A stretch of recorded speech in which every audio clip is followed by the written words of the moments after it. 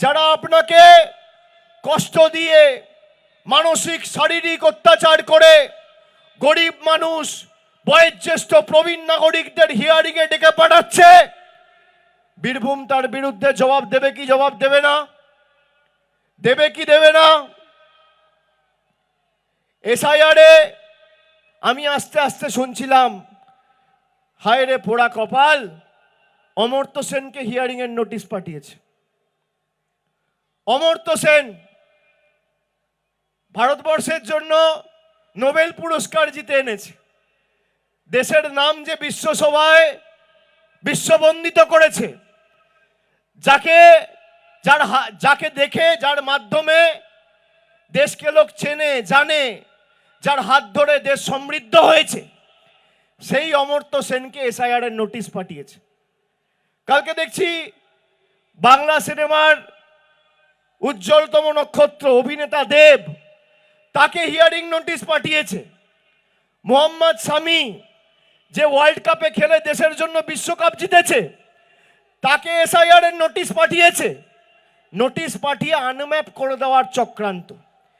যারা বাংলার মানুষকে আনম্যাপ করতে চায়, আগামী দিন সেই বিজেপির ছাইপাসগুলোকে বাংলা থেকে আনম্যাপ করে চিরতরে ঝেঁটিয়ে বিদায় দিতে হবে। এই লড়াই সেই লড়াই। বিজেপির নেতাগুলো, বিশেষ করে বীরভূম জেলায় যে নেতারা রয়েছে, ধ্রুব সাহা চিটফান্ড কেসে অভিযুক্ত, যত কম বলা যায় তত ভালো। সুনীল সোরেন এসটি সেলের সভাপতি ছিলেন, তিনি একজন মহিলাকে বিয়ের মিথ্যে প্রতিশ্রুতি দিয়ে বছরের পর বছর ধর্ষণ করে জেলে বন্দী ছিলেন। আগের জেলা সভাপতি সন্ন্যাসী, কি নাম, চক্রবর্তী, সন্ন্যাসী চরণ মণ্ডল, তার বিরুদ্ধে আর্থিক তছরূপের অভিযোগ বিজেপি কর্মীরা তুলেছে। রাজ্য কমিটির মেম্বার জগন্নাথ চট্টোপাধ্যায়, তার বিরুদ্ধে বিজেপি কর্মীরা লিখিতভাবে বিজেপির সর্বভারতীয় সভাপতিকে বলছে সিউড়িতে প্রচুর সম্পত্তি করেছে, কলকাতায় রাজারহাট নিউ টাউনে ফ্ল্যাট কিনেছে। আমি বলছি না, বিজেপির কর্মীরা বলছে।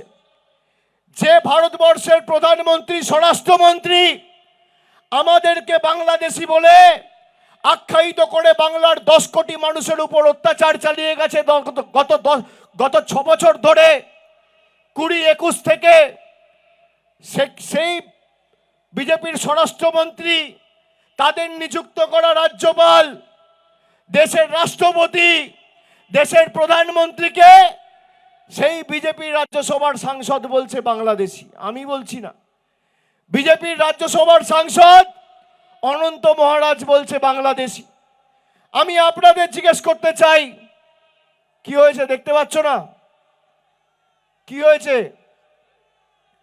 ঠিক আছে, আমি যাব, ওদিকে যাব, শান্ত হন সবাই।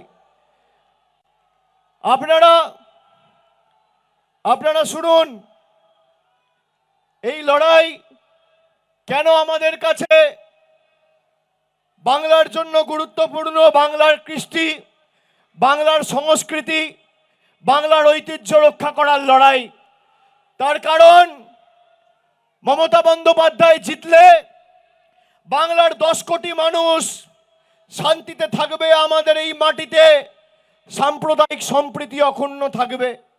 তৃণমূল জিতলে দুমুঠো ভাত আর বিরোধীরা কুপোকাত, আর বিজেপি থাকলে ধর্মে ধর্মে আঘাত আর ধর্মে ধর্মে বিভাজন করে খালি অন্তর্ঘাত। যারা 11 বছর ধরে ক্ষমতায়, এই বিজেপিকে বলুন, যখন আগামী দিন আপনাদের বাড়িতে ভোট চাইতে যাবে, তখন 11 বছরের রিপোর্ট কার্ডটা নিয়ে আসবে। মমতা ব্যানার্জির সরকার 15 বছরের রিপোর্ট কার্ড উন্নয়নের পাঁচালি করে আপনাদের বাড়িতে বাড়িতে পৌঁছে দিয়েছে। বিজেপির রিপোর্ট কার্ড আপনারা পাননি। মায়েরা বলুন, বিজেপির রিপোর্ট কার্ড নিয়ে আসা উচিত কিনা? মমতা বন্দ্যোপাধ্যায় যদি উন্নয়নের পরিসংখ্যান আপনাদের দেয়, আমাদের সরকার যদি পুঙ্খানুপুঙ্খ হিসেব আপনাদের সকলকে দেয়, তাহলে বিজেপি কেন দেবে না? তার কারণ বিজেপির খালি ভাওতা, বড় বড় ভাষণ। আমরা কাজ করে দেখিয়েছি, আমরা প্রমাণ করেছি। যারা এসআইআর এর নামে বাংলাকে অপমান করেছেন, আগামী নির্বাচনে তাদেরকে যোগ্য জবাব দেওয়ার লড়াই। আগামী নির্বাচন শুধুমাত্র তৃণমূল কংগ্রেসকে জেতানোর নির্বাচন নয়, এরা 2 লক্ষ কোটি টাকা বাংলার আটকে রেখেছে। কত টাকা? 2 লক্ষ কোটি। মনোযোগ দিয়ে শুনুন, আমার আওয়াজ যত দূর যাচ্ছে মনোযোগ দিয়ে শুনুন। আর বিজেপির যদি কোনো নেতা কর্মীর আওয়াজ যায় কানে, তার কাছে চ্যালেঞ্জ থাকবে যে তোমাদের যে কোনো নেতাকে বলবে, যদি বুকের পাটা থাকে সংবাদ মাধ্যম আর সংবাদপত্র বেছে নিয়ে একদিকে আমি থাকবো আর একদিকে বিজেপির নেতা থাকবে। তথ্য পরিসংখ্যানের নিরিখে লড়াই হবে যে আমাদের রাজ্য সরকার 15 বছরে কি কাজ করেছে, আর তোমাদের কেন্দ্র সরকার 11 বছর বীরভূমের জন্য ক পয়সা দিয়েছে। ফোকাটটা করে যদি মাঠের বাইরে না বার করতে পারি, তৃণমূলের হয়ে কোনোদিন মাঠে নামবো না, এত বড় কথা বলছি। 2 লক্ষ কোটি টাকা আটকে রেখেছে। বাংলায় কটা বিধানসভা কেন্দ্র? 294। আপনি জানেন একটা বিধানসভা কেন্দ্র যদি 2 লক্ষ কোটি টাকা বাংলার মানুষ পায়, তাহলে মমতা বন্দ্যোপাধ্যায় যে উন্নয়নমূলক কর্মসূচি হাতে নিয়েছে বা যে সমস্ত কাজকর্ম হয়েছে সরকারের তরফ থেকে, এক একটা বিধানসভায় আরো 680 কোটি টাকার কাজ রাজ্য সরকার করতে পারবে। একটা বিধানসভায় 680 কোটি টাকা। তার মানে বাংলায় 80,000 বুথ রয়েছে, এক একটা বুথে বাড়তি 2.5 কোটি টাকার কাজ রাজ্য সরকার করতে পারবে এই 2 লক্ষ কোটি টাকা যদি ফেরত আনা যায়। আমি আপনাদের বলবো যে আমরা কারোর কাছে মাথা নত করি না, আমরা এদের দয়া দাক্ষিণ্যে বেঁচে নেই। বিজেপির কেন্দ্রের সরকার কবে টাকা দেবে আর তারপর বাংলার মানুষ সেই টাকা পাবে, সেই রাজনীতি আমরা করি না।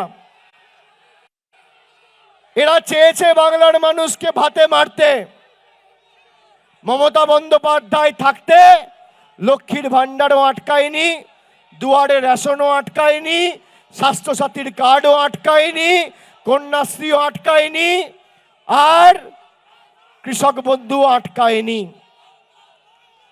কি ভাইরা, আপনারা চান মমতা ব্যানার্জি মাথা নত করুক?